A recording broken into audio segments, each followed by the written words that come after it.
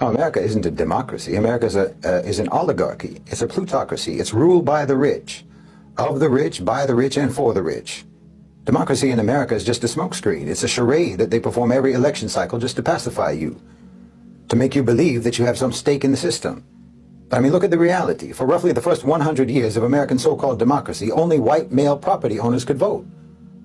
The so-called land of the free was built on the exclusion of the vast majority of its people from the democratic process. This gradually expanded to include all white males and then theoretically black males, but not in practice, in theory. Eventually they had to grant the vote to women and Native Americans. Imagine that. The indigenous people of that land were the last to be given the right to vote in that land. What kind of democracy is that? But they never wanted power in the hands of the people. As the franchise of voting expanded to include those who were not white male property owners, the real power moved further and further away from the democratic process. They dangled the right to vote in front of you to make you think that you're a participant in power. But they kept the real power in the hands of the wealthy elite, more and more so over the years. As the right to vote expanded, the relevance of the vote contracted. I said no one ever intended for power to be in the hands of the people, and it never has been. I mean, just look at how money controls politics in America today. The Supreme Court's decision on the Citizens United case opened the floodgates for corporate money in elections. Billionaires and corporations pour millions and millions of dollars into political campaigns, drowning out the voices of ordinary people, of the whole electorate. They're hiring candidates. They're writing laws. They're purchasing policies that serve their interests. This isn't democracy, it's oligarchy. When a handful of wealthy individuals can dictate policy and sway elections, obviously democracy doesn't exist. Politicians just do a tour of duty in government to prove their loyalty to their funders before moving to highly paid positions in the private sector, working then for the same people that they worked for all along. The democracy they have is the one they always intended to have, which is one in which only the rich and the owners of the society have any say. You have the right to free speech only because no one listens to you. And where has this led? Where has this system of yours led? Well, it's led to the only place that ever could lead. It's led to the creation of an unaccountable oligarchical elite who don't see you as anything but entries in their accounting books, either as assets that they own or liabilities that they need to eliminate. And through globalization, this nation within a nation, because that's all the rich are, just a nation within a nation, they became a global nation. They became an empire. And America is just one of the territories under their sovereignty. Oh, they colonized you. America became a colonized country, conquered by their very own monopolistic plutocratic elites. And they're subjugating you and the entire collective West the same way that you colonized and subjugated our countries. They've created global institutions, imperial institutions like BlackRock, like Vanguard, like State Street. That's why I talk about the owners and controllers of global financialized capital. The owners organized institutions of control, and that's what BlackRock is.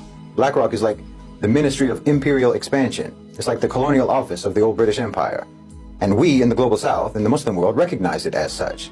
Nobody likes BlackRock. Nobody likes the fact that we have to deal with this now, this predatory monster that you made, that your system created, because you created the most insane wealth gap in history. You know, you brag about how brilliant your economy is, how your brilliant economy has created more billionaires than any other economy, as if that's a sign of economic health, not economic deformation. You know, you don't say that about anything else. For anything else, such kind of a disproportion like that is seen as ugly and unnatural, like if someone has abnormally large teeth or something, or like those guys who lift weights in the gym but only work upper body muscles, so they have little spindly chicken legs. Your economy is a mutant. The point of a healthy economy is not to produce huge disparity, but you brag about it. Even as you hate BlackRock, while you made BlackRock, you created this class, you created this nation of parasitic wealth hoarders and the institutions they use to organize their economic power, the institutions of the feudal elite, the institutions that they use to consolidate and expand their control over everything. Well, nobody likes it, but you did it. You created this super predator, and now we all have to deal with it. And of course, BlackRock, State Street, and Vanguard, it's not the first time you did something like this. The East India Company, the United Fruit Company, they were earlier versions of these types of institutions, these institutions of economic imperialism. And of course, for all of these institutions, the current ones and the previous ones, their main business has always been war and pillage. Because the fact is, you've never really come up with another way to make money. All your technology is only made possible by vicious exploitation, slavery, and violence. You know, it bewilders me. Every argument that Westerners make to substantiate their claim that their so-called civilization is superior, every argument is materialistic. We have nice things. We invented all the technology of the modern world and so on. You don't realize that when you make that argument to the global south, well, we're living in the background where all that technology comes from. It comes from our minerals, our rare earths, our mines, our ravaged environments, and our subjugated labor. We're living in the part of the Apple logo where the bite is. So that doesn't impress anyone in Africa or Asia or Latin America. You have nice stuff. Yeah, we know how you got it. We know how you got it. And it wasn't by brilliance, it was by brutality. It was then and it is now. So you should really stop using that argument. It's self-incriminating.